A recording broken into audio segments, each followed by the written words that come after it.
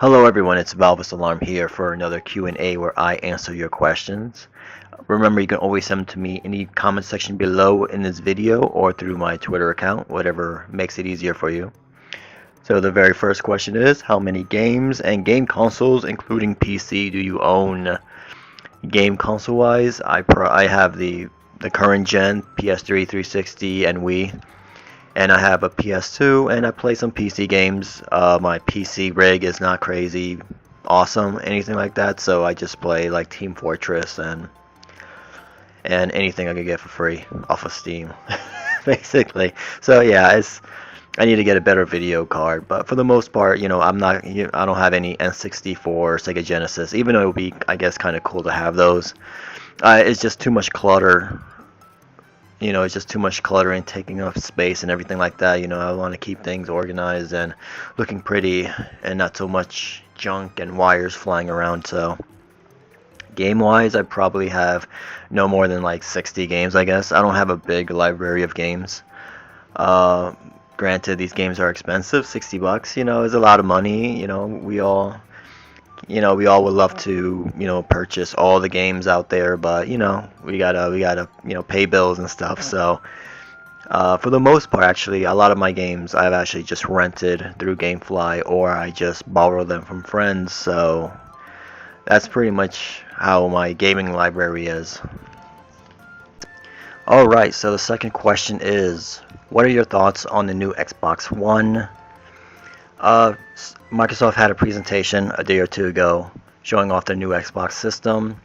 In their presentation, they didn't really show off a lot of games. They showed Forza, which has always been a great racing game for them. EA showed off their sports lineup, and we saw Quantum Break from Remedy, the creators of Max Payne and Alan Wake.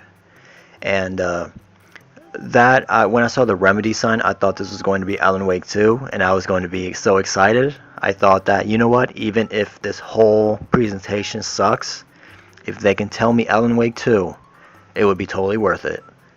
And it was not Alan Wake 2. it was a game called Quantum Break, which for Remedy, they said it was going to be the ultimate Remedy experience. So anything those guys make, I'm always going to buy first day. I know Sam Lake, a day later, went on a video and said that because of financial issues, we couldn't do Alan Wake 2, but we would like to in the future. So it kind of bums me out to hear that, but you know what? It's the business, and I understand that. You gotta do what you gotta do for your business. So I'm really bummed out about that. They also showed off Call of Duty Ghost, which it looks good. I didn't see too much, at least enough to make me happy. But we expect to see that at E3 in the Microsoft presentation. So I expect to give more in-depth look at that game at E3. So when it came to game lineups, that was pretty much it. I'm trying to think. I think that was pretty much it. The rest is mostly applications, NFL contracts, and what do they call that? Fantasy league stuff. And hey, you can also listen to music while playing video games while doing this, and none of that really interests me personally. Hey, you can watch TV and switch to your game. For me personally, I don't have cable. I don't want cable. I use the Netflix. I use the internet. My desktop is hooked up to my TV, so I don't need a cable box in any way. So that won't be useful for me. But I know for the average person, they do have a cable box. They do have all these channels, and I'm sure it'll be great for them. But really, the sort of big question of that day was the always online question, which is, if you go offline, will you still be able to play your games? That was sort of the big question looming around Microsoft, and there was a lot of conflicting reports, a lot of confusion on, is it going to work, is it not going to work? It is, but with these type of restrictions.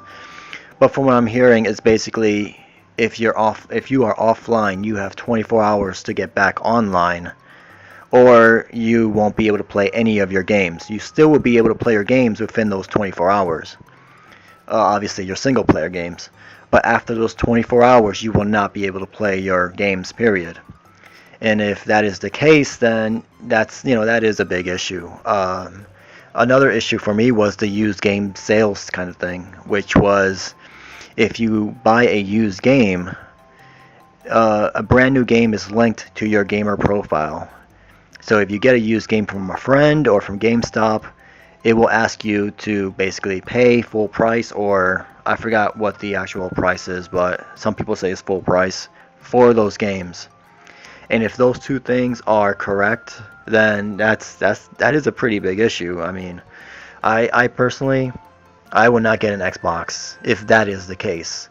Once again, I'm giving Microsoft a little bit of leeway here, that they did say some of these features are not finalized, and I think that was on purpose because they wanted to hear what gamers thought during that presentation before E3. So let's get this out there for the consumers to sort of hear it. Let's hear the reactions to it, and then we will work appropriately at E3 to see what features should we keep, what features should we take away. So really, E3 is going to be the sort of finalization of Xbox. Like, this is what we have. There's no more confusion. This is what is going to happen. We will have this feature. We won't have this feature. E3 is going to be really, really interesting for Microsoft because everyone's going to be paying attention to. Obviously, they're going to have to show games. It's understandable to not show games for this presentation. You want to get sort of the basics of what that console is, and at E3 is really where the gamers shine, as they would say, and that's where you show all the big games. Yeah, so once again, if it is true, I can't buy a console like that. I just can't. I can't see myself worrying about how many minutes I have until I can get my internet back online. Oh my god, this guy sold me a used copy. I thought it was brand new. I can't play this game now. As a customer, I don't want to deal with that. I just want to pop in the game and play. That's all. I just want games to be simple. That's it, man. I just want them to be simple. But once again, I'm holding my breath for E3. I'm not gonna say I won't buy an Xbox or I will. I'm waiting for E3. That's really the the big moment where they'll explain everything. Alright, so the last question is, what games you like that other people hate? That other people hate.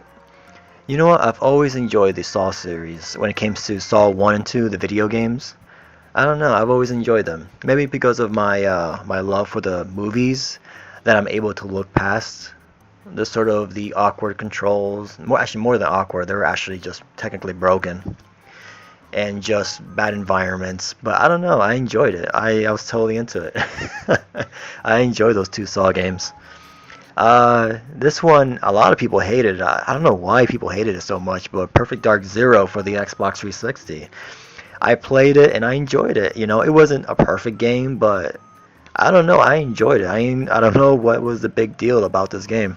Maybe because the Perfect Dark fans felt that they had such high expectations after the last Perfect Dark game, that maybe those expectations just brought them to just pure anger and just they hated it so bad.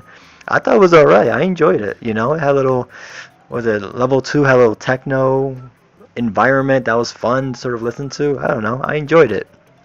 I'm actually curious of what you guys think of that. What games do you guys love that other people hate? I always love those kind of questions and want to hear your guys' answers. But yeah, those are my two games. I'm sure there's other ones, but I just can't remember. I'm doing this on the fly. But that was the last question. I want to thank all you guys for sending in a question, watching the video, taking time to watch the video. You guys are awesome. I love all of you. You guys stay safe and take care, alright?